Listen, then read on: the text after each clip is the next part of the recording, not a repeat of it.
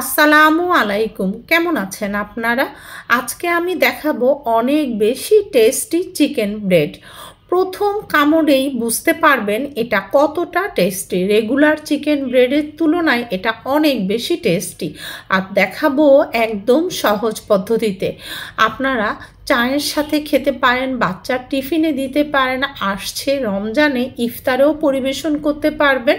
এটা ছোট বড় সবাই অনেক বেশি পছন্দ করবে।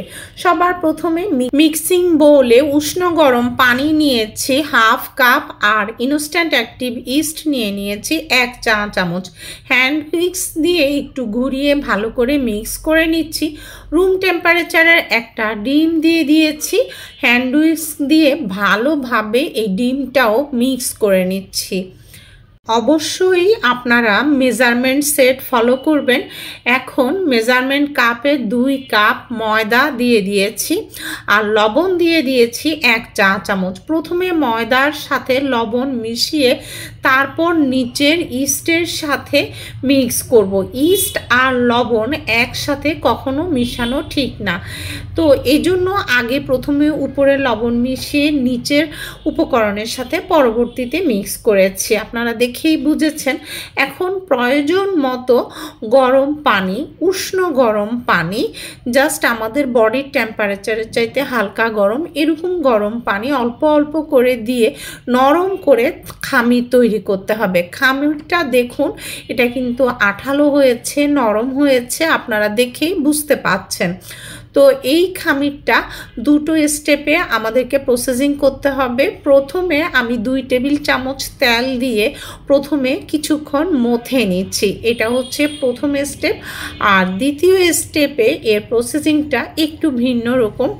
আমি প্রথমেই বলেছি রেগুলার চিকেন ব্রেডের চাইতে এই ব্রেডটা অনেক বেশি টেস্টি এবং এর পুরটাও অনেক বেশি টেস্টি।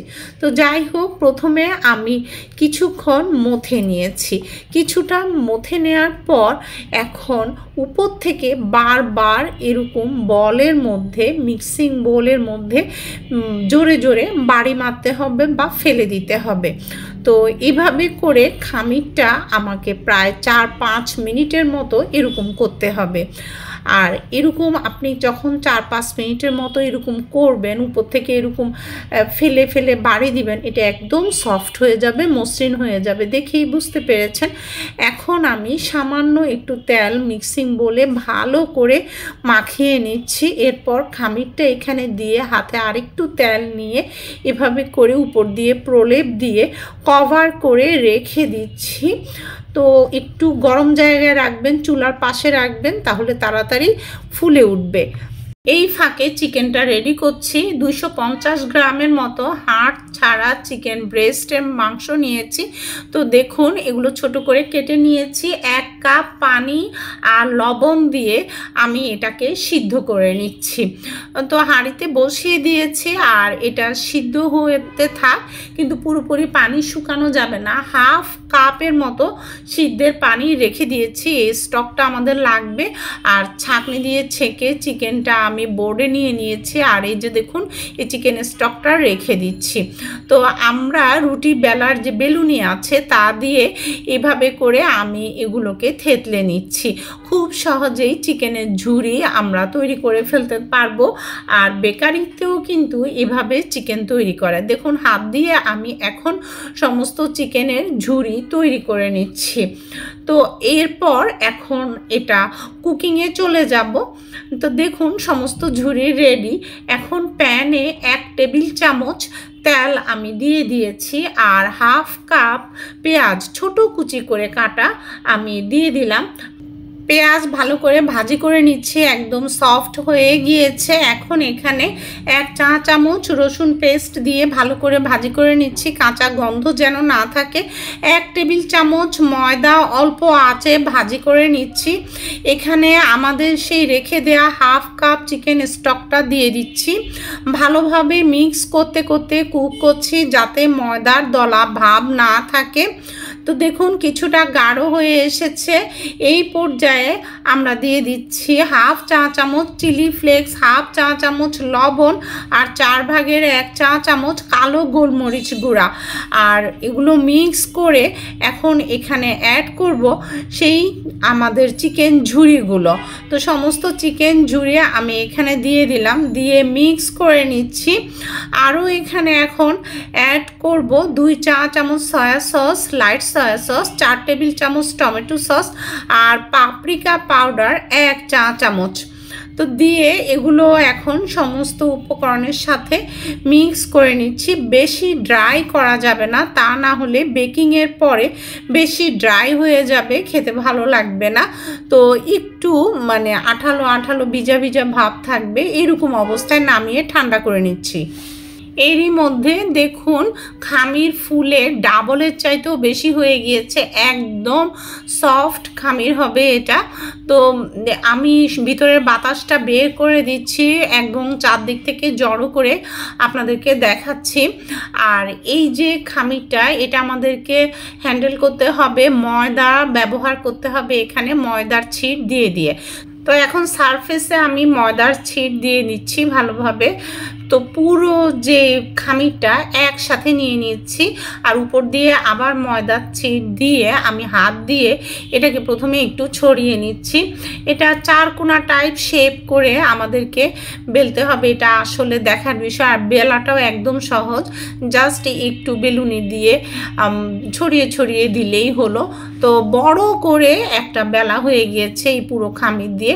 এখন ঠিক মাঝ বরাবর করে লম্বালম্বিভাবে এটাকে 2 ভাগ করে নিচ্ছি পিৎজা কাটার দিয়ে। তো 1 ভাগের মধ্যে আমি দেখুন সেই আমাদের পুরটা, যে স্টাফিংটা তৈরি করেছি চিকেনের, সেটা এভাবে লম্বা রোলের মতো করে দিয়ে উপর দিয়ে মোজারেলা চিজ ঝুরি করা আছে, সেই ঝুরি করা মোজারেলা চিজ দিয়ে দিচ্ছি। আর এই মোজারেলা চিজটা অবশ্যই দিবেন, এর কারণে টেস্ট অনেক গুণে বেড়ে যাবে। আর দেখুন এখন এটাকে মুড়িয়ে নিচ্ছি, প্রথমে এক পাশ থেকে এভাবে মুড়িয়ে এনে এভাবে চেপে চেপে সিল করে নিচ্ছি। তো একটু ময়দা দিয়ে এরপর ভালো করে আবার এভাবে সেট করে দিচ্ছি, বারবারই একটু একটু ময়দার ব্যবহার করতে হবে। এবার অপর পাশ থেকে আবার মুড়িয়ে নিচ্ছি। তো এখানেও দেখুন যখনই লেগে আসবে সেখানে একটু ময়দার ব্যবহার করতে হবে। আমি হাতের আঙ্গুলে ময়দা দিয়ে এভাবে হাত দিয়ে একটু গুঁতো দিতে দিতেই কিন্তু সব উঠে গেল। এখন 4-5টা আবার শেপ করার জন্য আমি আঙ্গুলে কিন্তু প্রতিবারই ময়দার ছিট নিয়ে নিচ্ছি। এরপর এই যে দেখুন ময়দা দিয়ে দিয়ে এভাবে শেপ করে নিলাম, হয়ে গেল একটা। তো এটাকে এখন আমি আবার পিৎজা কাটার দিয়ে কেটে নিচ্ছি। আপনারা আপনাদের পছন্দ মতো সাইজে কেটে নিতে পারেন, চাইলে আমারটার চাইতে আরও বড়ও করতে পারেন বা আরও ছোট করে কেটে নিতে পারেন। এখন এক সাইডে ময়দার ছিট দিয়ে হাতেও ময়দা নিয়ে তারপর এভাবে তুলে নিতে হবে হাতে, এবং হাত দিয়ে আবার একটু সেট করে নিতে হবে। বেকিং শিট বিছিয়ে নিয়েছি বেকিং ট্রেতে, সবগুলো ওখানে আমি দিয়ে দিচ্ছি। আর দিয়ে সবগুলোতে আমি ছুরি দিয়ে আড়াআড়িভাবে দাগ দিয়ে দিচ্ছি। এরপর ডিমের কুসুম ব্রাশ করে নিব। তো সেই ফাঁকে বলি, সবাই ইউটিউবে চ্যানেলটাকে সাবস্ক্রাইব করে পাশে থাকবেন, পাশের বেল আইকনটা প্রেস করবেন যাতে করে নো ফেল ক্লিয়ার ডিটেলস করা রেসিপির ভিডিও নোটিফিকেশন আপনাদের কাছে পৌঁছে যায়। আর যারা ফেসবুকে ওয়াচ করছেন তারা ফলো দিলেই পৌঁছে যাবে ভিডিও নোটিফিকেশন। অলরেডি ওভেনে আমি প্রিহিট করতে দিয়েছি 180 ডিগ্রি সেলসিয়াসে 20 মিনিট প্রিহিট করেছি। এখন 180 ডিগ্রি সেলসিয়াসে প্রিহিটেড ওভেনে আমি মাঝের তাকে আপ ডাউন হিট অন করে 30 মিনিট প্রথমে বেক করতে দিয়েছি। 30 মিনিট পরে দেখলাম যে আরও কিছুটা হবে, আরও 10 মিনিট দিয়েছি, টোটাল 40 মিনিট লেগেছে। এটা আসলে ওভেনের তাপমাত্রার উপর নির্ভর করে। তো আপনারাও 30 মিনিট থেকে চেক করবেন, দেখা যাবে আপনাদেরও 40 মিনিটে হয়ে যাবে, বা 5-10 মিনিট কম বা বেশি লাগতে পারে। এখন একটা পিস আমি আপনাদেরকে তুলে দেখাচ্ছি। 100% গ্যারান্টির সাথে বলতে পারি ছোট বড় সবাই এটা যে কোনো সময় পরিবেশন করবেন, অনেক বেশি পছন্দ করবে। এয়ারটাইট বক্সে নর্মাল ফ্রিজের টেম্পারেচারে আপনারা 1 সপ্তাহের জন্য রেখে দিতে পারেন, যখন খুশি ওভেনে গরম করে পরিবেশন করতে পারেন কিংবা নিজেরা খেতে পারেন। ফিডব্যাকটা জানাবেন। ভালো থাকবেন, আল্লাহ হাফেজ।